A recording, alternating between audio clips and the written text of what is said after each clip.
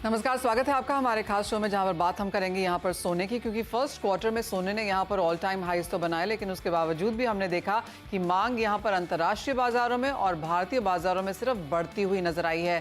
क्या है इसके मायने, कैसे लोगों ने सोना खरीदा है, कितना खरीदा है, बैंक्स ने यहाँ पर कितना इंटरेस्ट दिखाया है, इस सब पर डिटेल में बात करेंगे। हमारे साथ एक एक्सक्लूसिव कॉन्वर्सेशन में जुड़ रहे हैं वर्ल्ड गोल्ड काउंसिल के CEO इंडिया सचिन जैन।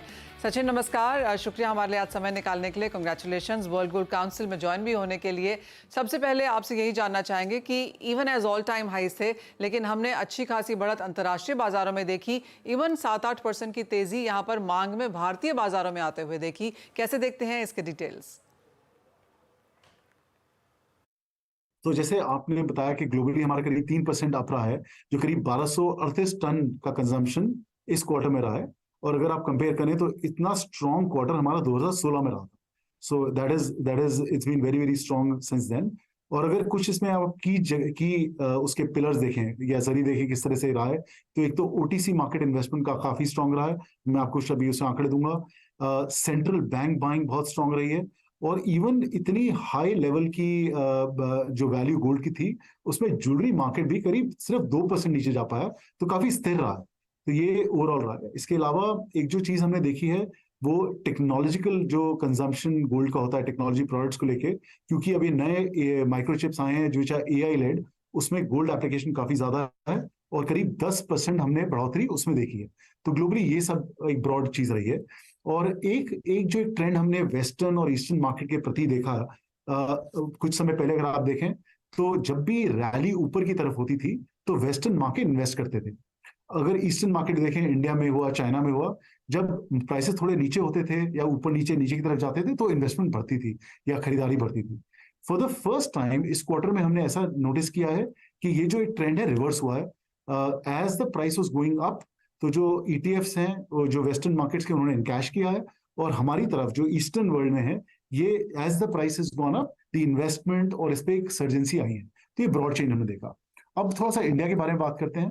तो इंडिया में हमारा जो पहला क्वार्टर रहा है, ये करीब 136 टन की हमने कंजम्पशन करी है, जो करीब 8% ज्यादा रहा है सेम क्वार्टर लास्ट ईयर से, जो उस समय करीब आप समझिए कि करीब 126 टन के करीब था। लेकिन क्योंकि वैल्यू ऑफ गोल्ड काफी डिफरेंट है दोनों सालों में, तो जो ये ग्रोथ हमने देखी है वो इसके जो नेट हमारा जो वैल्यू निकली है गोल्ड की, वो करीब 75,470 करोड़ का बिजनेस हमने पहले क्वार्टर में देखा इंडिया में in the first quarter, which compare to the last year has been about 20 to 21% up. So value wise काफी हमने ज्यादा बढ़ोतरी देखी। ज्वेलरी में करीब even with the prices going up, और आपको शायद याद हो कि फरवरी में प्राइस एक डिप आया था, तो एक नेट जो क्वार्टर में हमने देखा करीब 4% बढ़ोतरी हमने इसमें देखी, जिसमें करीब 95.5 टन की कंजम्पशन ज्वेलरी में रही। लेकिन वैल्यू वाइज ये करीब 16% अप थी। क्योंकि इसमें अगर आप देखें तो 52,750 करोड़ का बिजनेस ज्वेलरी में हुआ है। और ये जो मैं वैल्यू बोल रहा हूँ, ये बिल्कुल वैल्यू ऑफ गोल्ड बोल रहा हूँ, without taxes, without custom duty. So the value of gold is what I am talking. Absolutely, जैसे आपने कहा सचिन, बहुत बेहतरीन नंबर्स देखने को मिले हैं, लेकिन एक नंबर जो एब्सोल्युटली स्टैंड आउट करता है वो है इन्वेस्टमेंट डिमांड का। इवन एज सोने में हमने ऑल टाइम हाईज यहां पर बनते हुए देखे और पिछले साल के मुकाबले तो बहुत ज़्यादा तेजी आते हुए देखी। उसके बावजूद भी इन्वेस्टमेंट डिमांड भारतीय बाजारों में 19% तक चढ़ी है। एंड क्लियरली जिस तरह से भाव बढ़े हैं, लोगों ने तो लिया ही है, लेकिन काफ़ी सारे फाइनेंशियल एडवाइजर्स, पोर्टफोलियो एडवाइजर्स ने भी कहा है कि अब सोना आपके पोर्टफोलियो में होना ही चाहिए। जिस तरह का सेफ हेवन बैकिंग वो इसको यहां पर देता है। 19% के आंकड़े को आपने कैसे एनालाइज किया? नहीं, बिल्कुल। और मनीषा, आपने बहुत अच्छा बोला कि और जबकि आपने बोला कि investment of bars and gold coin, दो अगर देखें, bars and gold coin itself करीब 19% वेट में बढ़ोतरी रही है। और अगर आप वैल्यू वाइज देखें तो करीब 22,750 करोड़ का इसमें इन्वेस्टमेंट आया है, जो वैल्यू वाइज करीब 32% ज्यादा रहा है पिछले क्वार्टर से। तो आप देखें value wise the investment in bars and gold coins has been very strong, और इसके काफी जरिए रहे हैं। आपने मेंशन किया ETF में भी हमने करीब जो AUM रहा है उसको हमने बढ़ोतरी देखा है ऑलमोस्ट 4 टन से। तो it is overall a very robust time. And why is that? अगर आप पूछे क्यों ऐसा, तो जो स्तंभ है, जो एक एनवायरनमेंट है जिससे गोल्ड के प्राइस का असेसमेंट होता है, इज बीइंग वेरी स्ट्रॉन्ग। अगर आप रिटर्न देखें गोल्ड का ईयर ऑन ईयर, और पिछले 3 से 4 हफ्ते को हटा दें एक बार को, तो अगर आप ईयर ऑन ईयर ग्रोथ भी देखें, that is been very consistent and strong. अगर आप देखें कि जियो पॉलिटिकल सिचुएशन है, उस पर भी काफी इंपैक्ट आ रहा है, और एक central bank buying has been very consistent.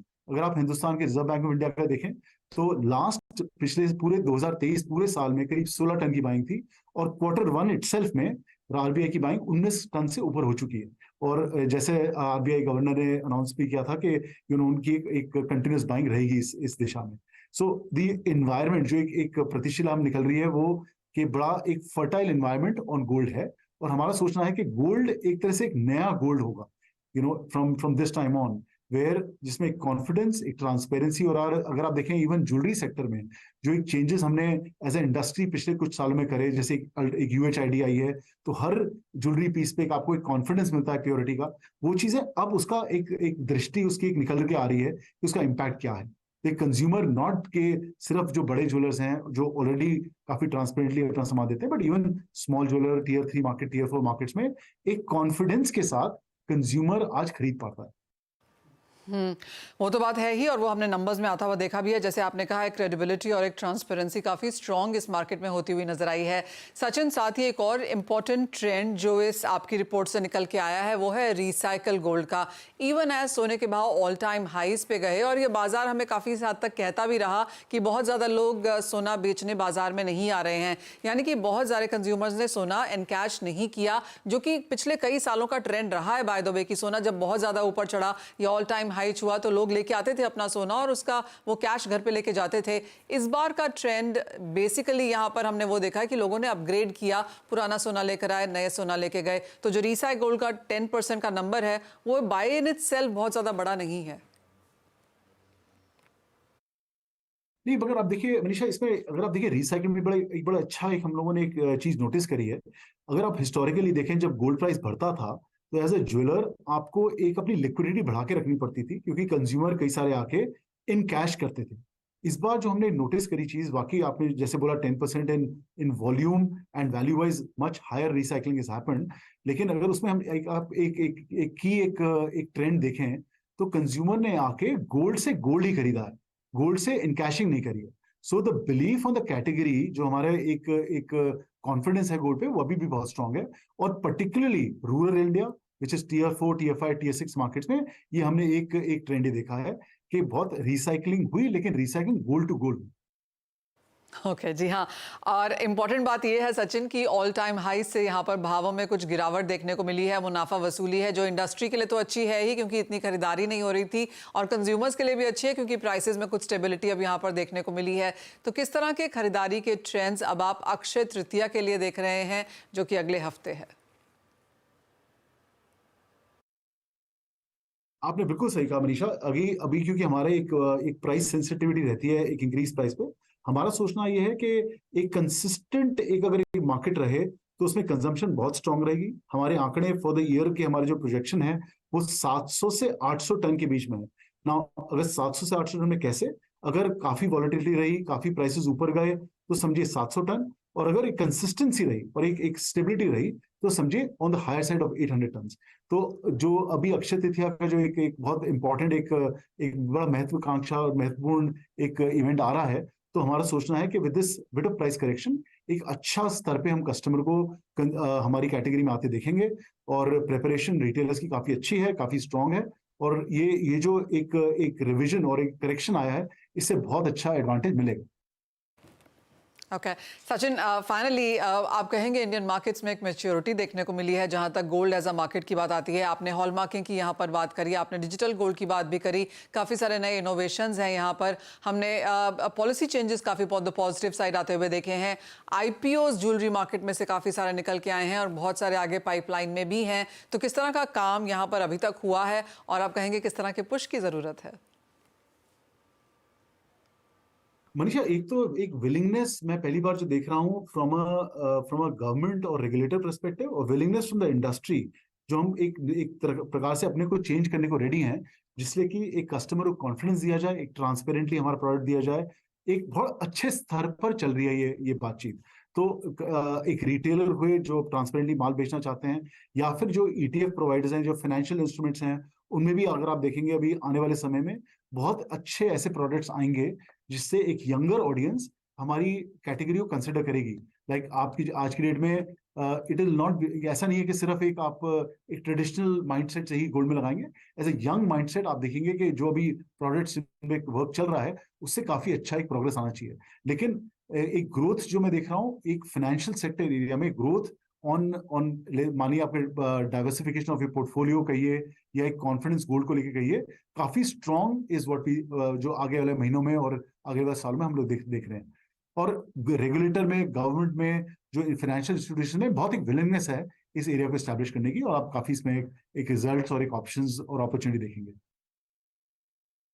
Absolutely, बहुत शुक्रिया सचिन आज हमारे साथ जुड़ने के लिए और उन तमाम इंपॉर्टेंट थीम्स पर बात भी करने के लिए। तो क्लियरली फर्स्ट क्वार्टर के जो वर्ल्ड गोल्ड काउंसिल के नंबर्स आए हैं, सचिन ने उस पर बात की ही है, काफ़ी इंटरेस्टिंग भी रहे हैं क्योंकि इन्वेस्टमेंट डिमांड यहाँ पर आई है। एंड इवन एज भाव इतने वॉलेटाइल थे, रिकॉर्ड हाइज पे थे, उसके बावजूद भी इन्वेस्टमेंट अच्छी खासी है, ज्वेलरी में भी बाइंग है, और इसके अलावा रिसाइकलिंग या स्क्रैप गोल्ड यहाँ पर बहुत ज़्यादा होता हुआ नजर नहीं आया। तो काफ़ी लेवल्स पे यहाँ पर एक पॉजिटिविटी देखने को मिली और एक ट्रांसपेरेंसी है, हॉलमार्किंग हमने होती हुई नजर आई है, काफ़ी सारी चीज़ों के फैक्टर्स यहाँ पर पैक किए हैं।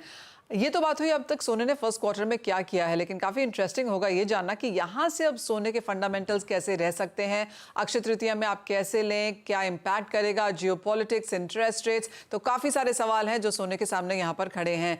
इन सबको पूछेंगे हम। हमारे साथ पेस ग्रुप के को founder and chief global strategist Amit Goyal जुड़ रहे हैं। अमित नमस्कार। गोल्ड एक काफी इंपॉर्टेंट सब्जेक्ट रहा है 2024 में, जिस तरह के मूव्स हमने यहाँ पर आते हुए देखे हैं। आपसे जानना चाहेंगे पहले तो एक स्टेप बैक लेकर कि आप फर्स्ट क्वार्टर को कैसे एनालाइज कर रहे हैं। मनीषा, आई थिंक इसमें कोई दो राय नहीं है कि गोल्ड एक बहुत ही ज्यादा सीवियरली अंडर ओन्ड और ओवरसोल्ड एसेट क्लास थी टिल 2023। और आप जानते हैं कि 2011 में सोना जो है डॉलर टर्म्स में 1911 का भाव बना था, और अभी 2023 तक भी जो है हम उसी भाव के थोड़ा ऊपर या थोड़ा नीचे चल रहे थे। मगर अभी हमने जो चेंजेस देखे हैं, उसका जो सबसे बड़ा ट्रिगर तो मैं यही मानता हूं कि बहुत ज्यादा ओवरसोल्ड था, बहुत ज्यादा अंडर ओन्ड था। जो ग्लोबल जो वर्ल्ड ईटीएफ्स हैं उसकी होल्डिंग पिछले 4 साल से लगातार कम हो रही है, और इनफैक्ट वो 113 मिलियन आउंसेस से घट घट के जो है वो 81 मिलियन आउंसेस रह गई है। और इवन जो कॉमेक्स पे जो स्पेकुलेटिव पोजीशंस होती हैं, ओपन पोजीशंस होती हैं कॉमेक्स और सीएफटीसी पे, वो जो है वो अपने लोएस्ट लेवल पे चल रही थी अभी कुछ महीने पहले। इनफैक्ट रादर मैंने पिछले साल आपको पॉइंट आउट किया था कि पोजीशंस नेगेटिव हो गई थी अराउंड सितंबर एंड में, जब गोल्ड का भाव एमसीएक्स में तकरीबन 58,000 था और डॉलर टर्म्स में उस समय जो भाव था वो $1,800 के करीब था। तो वो अब जो है वो पूरा रिवर्सल हो गया है और कॉमेक्स में पोजीशंस काफी बढ़ गई हैं। और जो अंडर ओनिंग है वो ईटीएफ में तो चेंज नहीं हुई है, मगर वो चेंज कहां पे हुई है, बार्स और कॉइन्स की जो वर्ल्ड वाइड डिमांड है वो बहुत ज्यादा बढ़ी है, और पर्टिकुलरली इंडिया और चाइना में बहुत ज्यादा बढ़ी है। और तीसरा फैक्टर था सेंट्रल बैंक्स की बाइंग, जो कि कंसिस्टेंटली चल रही है। 2022 में भी बहुत अच्छी बाइंग हुई है, 2023 में भी बहुत अच्छी बाइंग हुई है। और चौथा कारण था जियोपॉलिटिक्स। तो जियोपॉलिटिक्स में जो है जैसे जैसे उतार चढ़ाव, और हमने देखा कि बड़े सारे वर्ल्ड में इस टाइम कुछ ऐसे कंसर्न वाले एरियाज बने हुए हैं, चाहे वो रशिया यूक्रेन है, मिडिल ईस्ट है। तो जब भी उस तरीके के कंसर्न्स होते हैं तो हम थोड़ी सी और बाइंग जो है हम देखते हैं। तो ये सारे कारण थे जिसके वजह से हमने गोल्ड में एक बहुत बड़ी रैली देखी। और आप ये मान के चलिए कि इवन फरवरी में इसका भाव जो है $1970 के करीब तक भाव चल रहा था, और 1970 से हमने 2430 तक का हमने आंकड़ा देखा। तो ऑलमोस्ट जो है 22-23% की इसमें रैली बनी, और ये सारे कारण यही थे जिसके बारे में अभी हमने जिक्र किया। एब्सोल्युटली, ये तो एक स्टेप बैक था कि क्या हुआ। और मुझे याद भी है अमित, आपने कहा भी था कि सोना अंडर ओन्ड है, यहाँ से अच्छी खासी रैली आई थी, और उस बात को और आज की बात में अच्छी खासी बढ़त हमने गोल्ड प्राइसेस में आते हुए देखी भी है। लेकिन आप बने रहिए हमारे साथ, एक छोटे से कमर्शियल ब्रेक का समय है। जब लौटेंगे तो अमित से ये जानने की कोशिश करेंगे कि अब आगे जाते हुए क्या फैक्टर्स पर नजर रखने की जरूरत है और यहाँ से आप क्या स्ट्रैटेजी अपनाएं।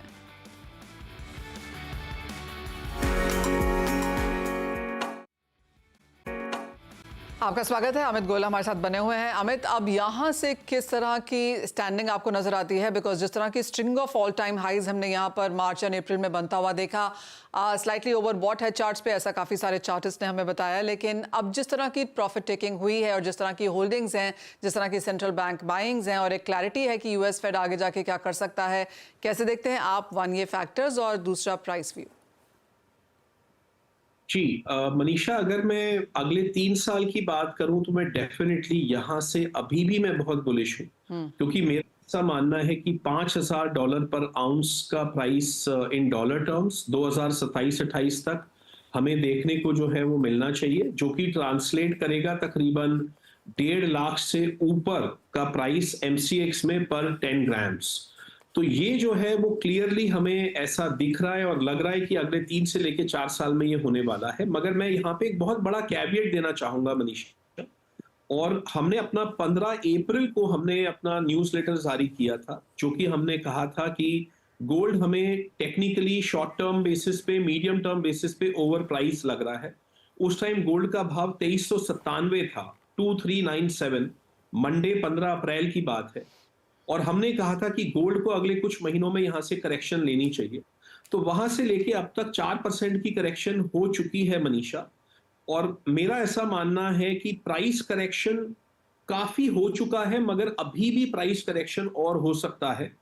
और मुझे बहुत हैरानी नहीं होगी अगर अगले कुछ महीनों में हमें गोल्ड का भाव दोबारा से डॉलर टर्म्स में 2200 के करीब, और अगर ऐसा होता है तो एमसीएक्स में जो उसका जो पैरिटी के साथ जो भाव बनता है वो कोई 67,000 के आसपास का भाव जो है वो बन सकता है। तो हमें ये जो एक प्रोबेबिलिटी है, इसको हम डिनाई नहीं कर सकते कि इसमें प्राइस करेक्शन अभी और भी हो सकती है, मगर प्राइस के अलावा इस टाइम टाइम करेक्शन नीडेड है। मैं आपको एक 50 साल की एक हिस्ट्री बताना चाहूंगा गोल्ड की, जो कि आई होप कि व्यूअर्स को इंटरेस्टिंग लगेगी। पिछले 50 साल में जब भी गोल्ड बाकी कमोडिटीज के साथ बढ़ा है, तो आप ये मान के चलिए कि उसके बाद जो है वो गोल्ड में एक ठीक ठाक करेक्शन बनी है।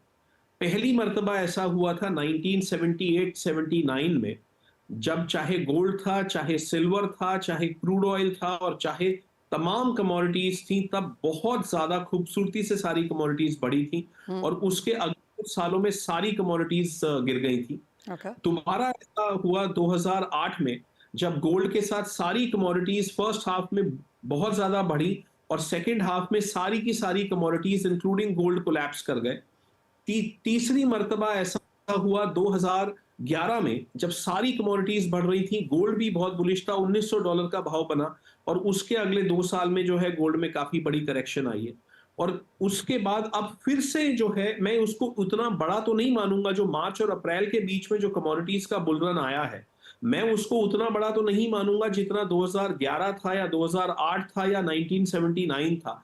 मगर ये एक माइक्रोकॉस्म ऑफ द बिगर सिचुएशन जो थी, ये हम इसको मान सकते हैं कि हुआ है। गोल्ड के साथ सारी कमोडिटियां बढ़ी हैं। मेरा ऐसा मानना है कि गोल्ड भी टेक्निकली ओवरबॉट है, बाकी बहुत सारी कमोडिटीज भी ओवर एक्सटेंडेड है।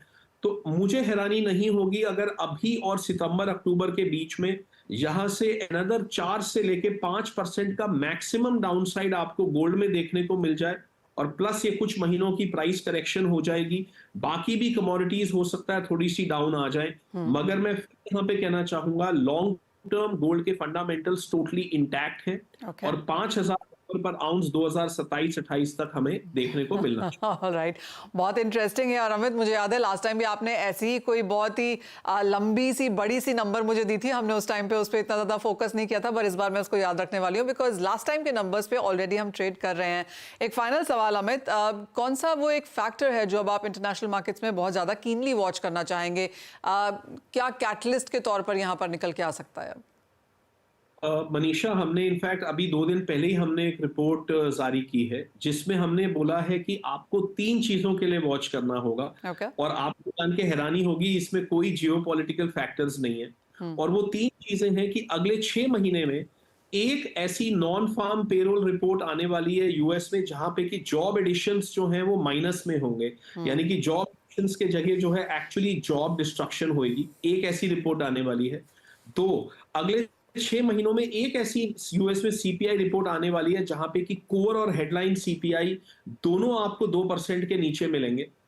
और तीसरी, फेड फंड फ्यूचर्स जिन्होंने अभी अपना एक बॉटम बनाया, यानी कि लोगों ने जो अगले 1.5 साल में जहां पे लोग 8 रेट कट की बात कर रहे थे, अब अगले 1.5 साल में लोग महज कोई 2.5 रेट कट की बात कर रहे हैं, यानी कि 60 बेसिस पॉइंट्स के रेट कट की बात कर रहे हैं जहां पे 200 पे थे।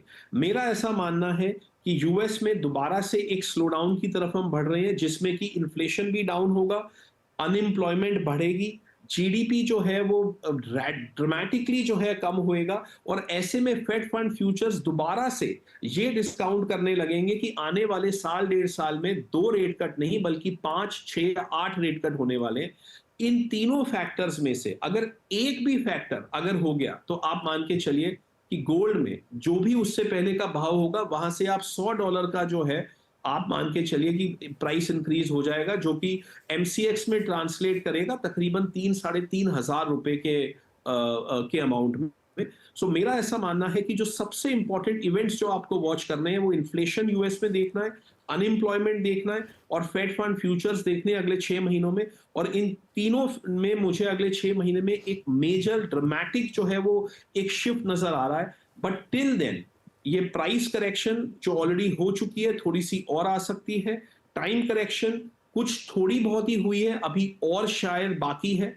मगर जब ये फैक्टर्स प्ले आउट कर जाएंगे, ये करेक्शन प्ले आउट कर जाएगी, तो मेरा मानना है कि अगले 3 से लेकर 4 साल के लिए गोल्ड दोबारा से वर्ल्ड की बेस्ट एसेट क्लास बनेगा। And this should happen I think अगले 3 से लेकर 4 महीनों। ऑल राइट अमित, आपसे बहुत जल्दी फिर बात होगी बिकॉज काफ़ी सारे फैक्टर्स, फंडामेंटल्स और जो नंबर्स आपने दिए हैं ये हम रीआइटरेट करता हुआ देखेंगे आपको, और इसके लिए आपसे बहुत जल्दी इसके पर बात भी होगी। बहुत शुक्रिया लेकिन आज यहाँ पर हमारे साथ आने के लिए और वो सारे numbers end of course historic patterns भी समझाने के लिए कि आगे जाकर यहाँ पर क्या कुछ एक्सपेक्ट किया जा सकता है। लेकिन इसी के साथ फिलहाल इस कार्यक्रम में इतना ही समय है, मुझे दीजिए इजाज़त, लेकिन आप बने रहिए CNBC आवाज़ पर।